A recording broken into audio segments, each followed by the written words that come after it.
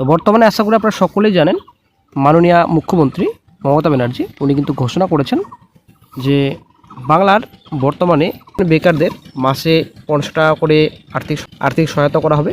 Actually বেকার ভাতা দেওয়া হবে। তো নতুন করে একটা প্রকল্প লঞ্চ করেছেন বাংলার যুবসাথী। এই যুবসাথীর মাধ্যমে মাসে 500 টাকা করে দেওয়া হবে। এদিকে লক্ষ্মীর ভাণ্ডার মোটামুটি 500 টাকা বাড়লো, এদিকে বাংলার যুবসাথী। তো আগামী 15 তারিখ থেকে, অ্যাকচুয়ালি আজকে থেকেই, ঠিক আছে, আজকে থেকে কিন্তু ফর্ম ফিল আপ শুরু হয়েছে। আজকে থেকে শুরু এবং 26 তারিখ পর্যন্ত ফর্ম ফিল আপ চলবে। তো বিধানসভা ভিত্তিক যে ক্যাম্প রয়েছে সেখানে ক্যাম্পে আপনারা জমা দিয়ে আসতে পারবেন। কী কী ডকুমেন্টস লাগবে আমরা একটু দেখে নিচ্ছি এবং ফর্ম ফিল আপ আপনারা কীভাবে করবেন সম্পূর্ণ তথ্য আজকে এই ভিডিওতে আলোচনা করা হবে, সঙ্গে থাকুন। তো মাধ্যমিকের এডমিট কার্ড এবং মাধ্যমিকের সার্টিফিকেট লাগবে, মার্কশিট লাগবে এবং ভোটার কার্ড লাগবে এবং আধার কার্ড লাগবে। ব্যাংকের পাসবই আপনাদের অবশ্যই লাগবে, ফ্রন্ট পেজ, ঠিক আছে। তারপর জাতিগত শংসাপত্র, যেটা আপনাদের SC ST, actually caste certificate আপনাদের লাগবে। আপনারা শিখতে পাচ্ছেন বাংলার যুবসাথী প্রকল্পের অ্যাপ্লিকেশন ফর্ম। তো আবেদন কিন্তু আপনাদের অফলাইনে করতে হবে। এখনও পর্যন্ত কিন্তু অনলাইনে যে আবেদন প্রসেস সেটা কিন্তু এখনও শুরু হয়নি, ঠিক আছে। তো অফলাইনে কিন্তু আবেদন আপনাদের জমা করতে হবে। যে ক্যাম্প রয়েছে, অ্যাকচুয়ালি দুয়ারে সরকার মতো ক্যাম্প তৈরি করা হয়েছে। অবশ্যই নিজের এরিয়াতে আপনারা অঞ্চলে কিংবা ব্লকে আপনারা খোঁজ নিন, আপনারা সেখানেই জমা দেবেন। তো আজ থেকে কিন্তু অ্যাপ্লিকেশন শুরু হয়েছে। তো আজ কিন্তু লম্বা লাইন, অনেকে হয়তো আজকেও জমা দিতে গেছেন। তো অ্যাপ্লিকেশন ফর্ম বাংলার যুবসাথী স্কিম, বাংলা যুবসাথী প্রকল্পের আবেদনপত্র, এখানে রিসেন্ট কালার পাসপোর্টের ফটো পেস্ট করতে হবে। তারপর দুয়ারে সরকারের যে রেজিস্ট্রেশন নাম্বার, তো সেটা সেখানে বসাবে। যদিও আপনাদের কোনো কিছু এটা করতে হবে না, এটা আপনারা হাত দেবেন না। তারপর আধার কার্ডের নাম্বার, নিজের আধার কার্ড নাম্বার এখানে বসাবেন।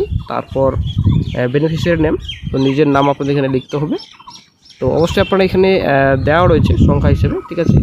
একটা গ্যাপ দেবেন, যখনই আপনারা নাম লিখবেন তখনই অবশ্যই গ্যাপ দেবেন। আশা করি আপনারা পারবেন। অবশ্যই ক্যাপিটাল লেটার্সে আপনাদের লিখতে হবে ইংরেজিতে। তারপর মোবাইল নাম্বার রয়েছে, তারপর ইমেল আইডি যদি থাকে আপনাদের, তো না থাকলে কোনো সমস্যা নেই, না দিলেও হবে। তারপর আপনাদের জেন্ডার, মেল না ফিমেল, চেকবক্সে আপনাদের টিক করতে হবে। তারপর এখানে আপনাদের ডেট অফ বার্থ, নিজের ডেট অফ বার্থ আপনাদের এখানে লিখতে হবে।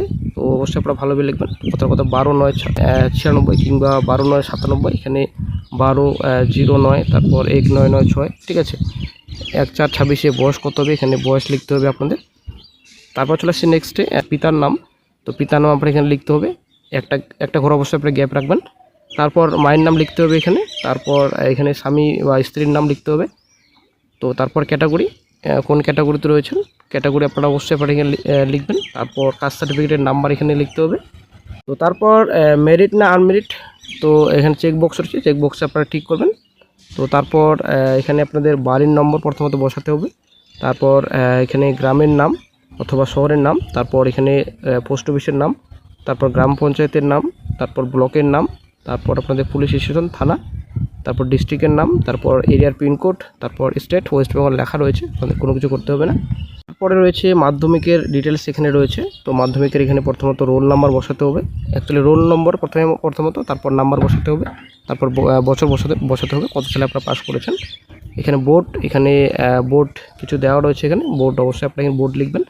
তো তারপর এডুকেশন কোয়ালিফিকেশন ডিটেলস, আপনাদের শিক্ষাগত যোগ্যতা সর্বোচ্চ, অ্যাকচুয়ালি আপনি যদি গ্র্যাজুয়েশন পাস করে থাকেন কিংবা HS কিংবা আদার্স যদি আপনার কোয়ালিফিকেশন থাকে অবশ্যই আপনারা এখানে লিখবেন। তারপর প্রেজেন্ট অকুপেশন, তো আশা করি এখানে কী লিখবেন সেটা আপনারা জানেন, যেহেতু আপনি একজন বেকার, তো অবশ্যই আপনারা সেই মতো লিখবেন। তো ব্যাংকের ডিটেলস এখানে আপনাদের ভরতে হবে। তো প্রথমত ব্যাংকের নাম, তারপর ব্রাঞ্চ নেম, ব্যাংকের শাখার নাম, তারপর এখানে আপনাদের ব্যাংক অ্যাকাউন্ট নাম্বার সম্পূর্ণ ভালোভাবে অবশ্যই আপনারা লিখবেন, যেন কোনো রকম ভুল না হয়, অবশ্যই ভালোভাবে আপনারা লিখবেন। তো IFSC কোড অবশ্যই আপনাদের লিখতে হবে, এটা কিন্তু অনেকটাই গুরুত্বপূর্ণ। IFSC কোডটা অবশ্যই আপনাদের লাগবে, ভালোভাবে লিখবেন, কোনো রকম যেন ভুল না হয়।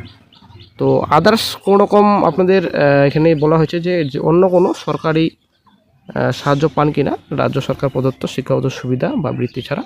তো ইয়েসের মধ্যে চুজ করবেন, যদি নাতে ঠিক করবেন, যদি ইয়েসে ঠিক করেন তাহলে আপনাদের ভাতা পান, অবশ্যই আপনাদের এখানে লিখতে হবে।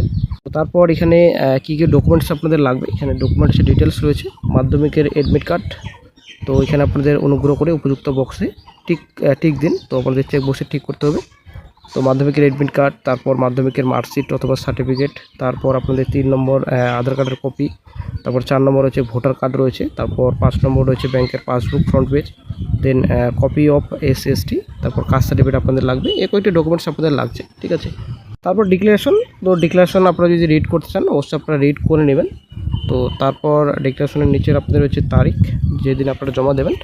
তো এখানে আপনারা তারিখ লিখবেন, তারপর নিজের সিগনেচার এখানে ভালোভাবে করবেন, ফুল সিগনেচার, ঠিক আছে।